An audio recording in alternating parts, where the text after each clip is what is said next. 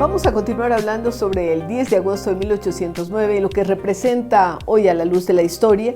Tuvimos la presencia del cronista de la ciudad y tenemos ahora, y le damos la bienvenida a Juan Francisco Morales, miembro correspondiente de la Academia Nacional de Historia del Ecuador.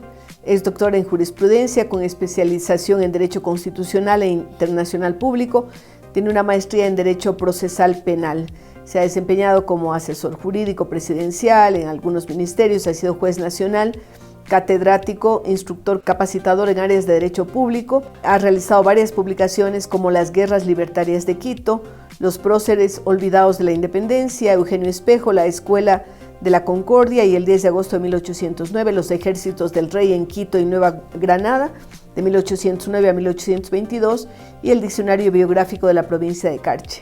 Bueno, tenemos a un experto para que nos hable sobre estos temas tan importantes. Bienvenido, doctor Morales, a este programa. Muchas gracias, muy gentil de su parte, doctora. Queremos su luz respecto a dos temas. Uno, lo que significa el 10 de agosto de 1809 para el proceso de independencia de Ecuador, de lo que actualmente es el Ecuador, y también de los otros territorios de América, porque estamos hablando de una misma potencia colonial que es España, de la que nos independizamos.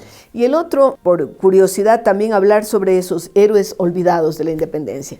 Así es que empezamos por ese primer tema. Muchas gracias. ¿Por el segundo? Por el primero. Ya.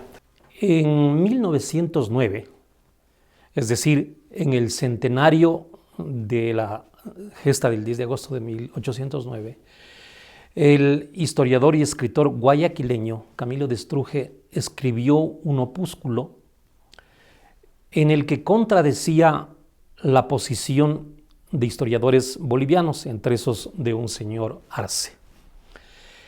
En ese trabajo, muy bien fundamentado, documentado, Camilo de Estruje demuestra que el 10 de agosto de 1809, por el proceso anterior que llevó a alumbrar ese pronunciamiento, es un proceso naturalmente inicial y previo a todos los que se produjeron luego en América.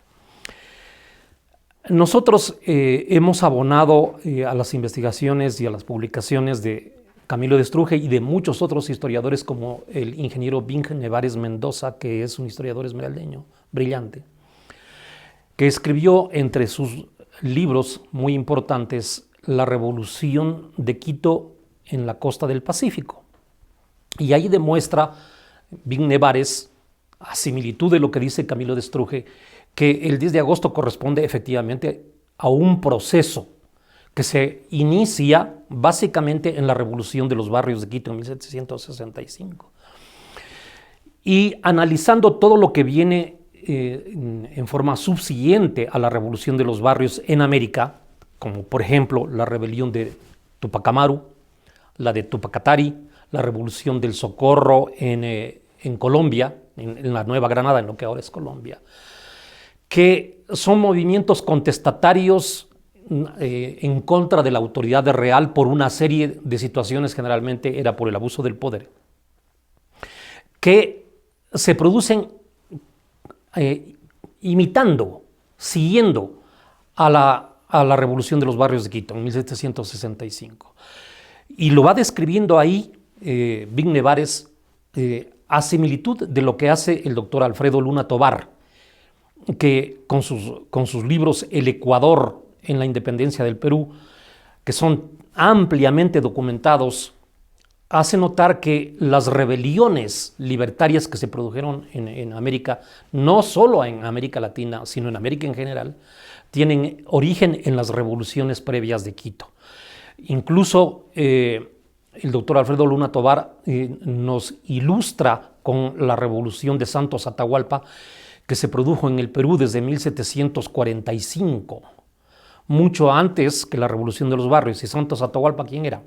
Era un cacique indígena quiteño que fue a subvertir el orden en el Perú en 1745. Esa revuelta duró como 15 años, hasta 1760. Claro, qué interesante es su visión, doctor Morales, porque además hemos visto, inclusive en tiempos más recientes, que existe esa preocupación, por ejemplo, entre la Academia de Historia de Quito, la Academia de Historia de Guayaquil, tratando de llevarse el liderazgo, pero usted hace referencia a historiadores como Camilo de Estruje o también el historiador esmeraldeño que reconocen este liderato, diríamos así, de Quito en la independencia. Exactamente. Entonces, para organizar en forma estructurada los sucesos y los acontecimientos que van más o menos desde la Revolución de los Barrios como eje inicial de un proceso de toma de conciencia de la población, nosotros hemos advertido que se producen 4 etapas definidas en lo que es el territorio de la Real Audiencia de Quito y particularmente en la ciudad de Quito. ¿Por qué? Porque la ciudad de Quito, afortunadamente, en esa época tenía las universidades. San Gregorio Magno y la Santo Tomás de Aquino, porque la San Fulgencio había dejado ya de funcionar en fines del siglo XVIII. ¿Y qué significa esto? Que tomaron conciencia de muchas realidades, como por ejemplo la identidad nacional de la ciudad de Quito, de su sociedad y de lo que era el territorio de la Real Audiencia de Quito, que ellos, los próceres, entre ellos Eugenio Espejo, que es el gran precursor, advierten ser una entidad política distinta de España. La sociedad misma era distinta porque ya no éramos españoles, éramos la mixtura entre el español y el indígena. Ellos asumieron plenamente el conocimiento y la conciencia de esa realidad y allí es lo que surge la necesidad de expresarse políticamente a través de los sistemas de soberanía y autonomía social en las diferentes regiones de América. Entonces, en ese momento, que va de 1765 a 1779, cuando Espejo ya en forma directa solicita y exige a través de sus epístolas un nuevo orden político en América y naturalmente en lo que era la Real Audiencia, la presidencia de Quito. Como dice Eckehard Keding, el gran historiador alemán que fue rector del colegio alemán aquí, es el momento para él, para Keding, en el que debe contarse como el inicio del proceso de la independencia del Ecuador y de América Latina, en 1779, cuando Eugenio Espejo, en cartas dirigidas a la presidencia de la Real Audiencia de Quito, exige un nuevo orden político de cosas. Ahora, es importante también su punto de vista porque, sobre todo en los últimos, décadas, cuando se habla de Ecuador y de las reivindicaciones, se pone mucho énfasis en lo indígena, ¿no? Pero usted mismo lo acaba de decir, es una entidad diferente la presidencia o la Real Audiencia de Quito, pero es diríamos una simbiosis, un sincretismo entre lo español y lo indígena. Entonces hay que reconocer las dos vertientes que forman parte de nuestra nacionalidad. Correcto. Nosotros tenemos que reconocer cada hito histórico de lo que nosotros somos. Tenemos las abuelas indígenas y tenemos los abuelos españoles. Por tanto, las realidades que nosotros hemos vivido desde tiempos inmemoriales, esas son nuestras. El Incario es una parte de nosotros. El emperador Atahualpa, Huayna Cápac, que es nacido en Cuenca, naturalmente son parte de nuestra realidad. Y nosotros tenemos que reivindicar cada uno de esos hitos. El tiempo precolombino, el tiempo de la conquista que, si fue sangrienta, fue dolorosa, pero que alumbró a una realidad tan extraordinaria como la ciudad de Quito, que con triste realidad en este momento estamos viviendo su declive. La creación de lo que es la Universidad Quiteña, que era un centro de formación intelectual de la gente del Virreinato de Nueva Granada, de personas que venían del Perú y naturalmente de la Real Audiencia de Quito. Aquí se formaron en la ciudad de Quito, en sus universidades, los principales próceres iniciales de Cuenca y Loja, por ejemplo, ¿no?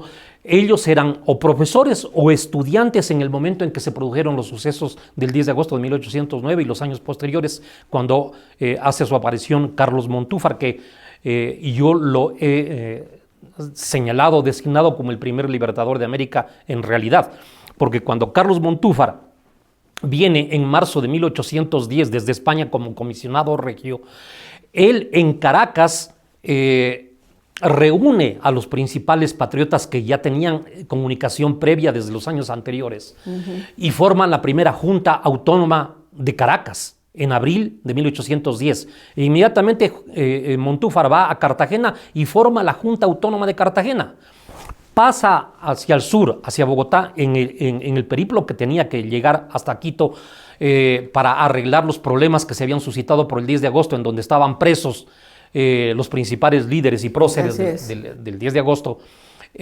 Llega a Bogotá y organiza con los próceres de Bogotá lo que es el 20 de julio, aunque él parte antes del 20 de julio hacia Popayán, en donde forma la Junta Autónoma y Soberana de Popayán. Qué pena que esto no se diga, ¿no? Porque es realmente relevar la figura de alguien que es de nuestra región, de nuestro país, y que tiene una importancia enorme en los procesos de inicios del movimiento independentista. Entonces Carlos Montúfar es un real ejecutor político y militar de las independencias y autonomías desde Venezuela hasta el Ecuador.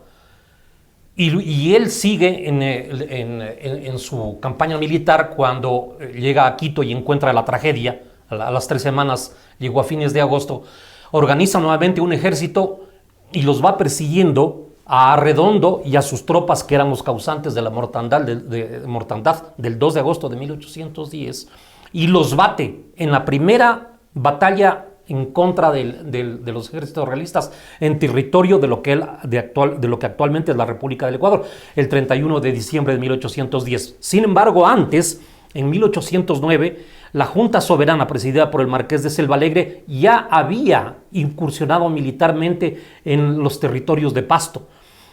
Mandaron un ejército que no estuvo lo suficientemente preparado, digamos, como para una campaña militar, y fueron derrotados en la batalla de Funes el 16 de octubre de 1809, que es la primera batalla en Hispanoamérica, desde el Río Grande hasta la Patagonia, por la independencia hispanoamericana.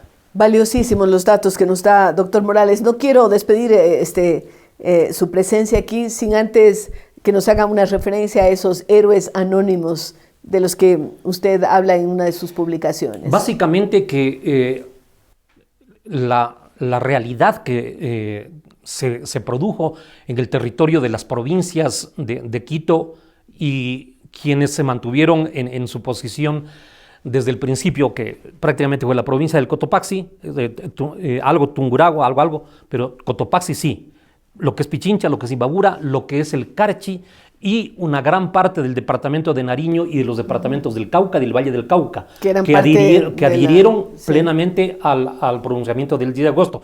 No así la ciudad de Pasto con sus municipios aledaños, que el 16 de agosto de 1809 decidió una campaña militar en contra de Quito, rechazando el pronunciamiento del 10 de agosto. Realistas, claro. Pasto, como fue realista la ciudad de Cuenca y la ciudad de Guayaquil, la más realista de todas las ciudades. Lo que ocurre es que cuando Simón Bolívar derrota al ejército realista, que estaba conformado por soldados, oficiales y jefes cuencanos, limeños y guayaquileños en Boyacá, porque fue un ejército que llegó hasta la ciudad de Bogotá, derrotando a los ejércitos de Montúfar y a los ejércitos de Nariño, y entonces se produce un desbalance total de las fuerzas, y en el día 7 de agosto de 1819, y ahí es lo que empiezan a percatarse de que la única alternativa era adherir a la revolución. Eso pasó con la ciudad de Guayaquil, y no lo digo yo, lo dice el arquitecto Melvin Hoyos en algunas de sus publicaciones. Pero Cuenca sí tuvo un estamento de personas que desde el principio adhirieron a la revolución del 10 de agosto. Entre esos, por ejemplo, el coronel Francisco Calderón, que fue uno de los jefes del ejército quiteño, que fue muerto el día 4 de diciembre de 1812 en la primera batalla de Ibarra.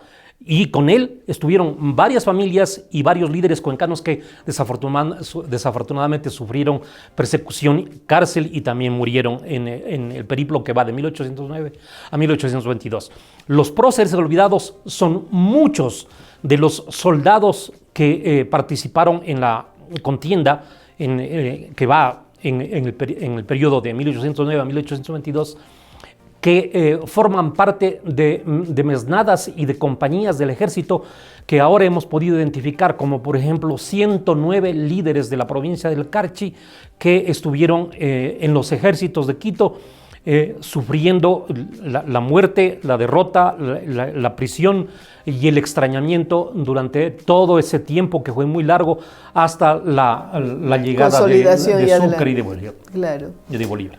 Qué interesante, nos quedamos con ganas de seguir hablando y habrá otras oportunidades, pero queremos agradecerle al doctor Juan Francisco Morales, quien nos ha ilustrado con su conocimiento y sus análisis históricos. Gracias, doctor. Y con ustedes, queridos amigos, seguimos luego de una pausa.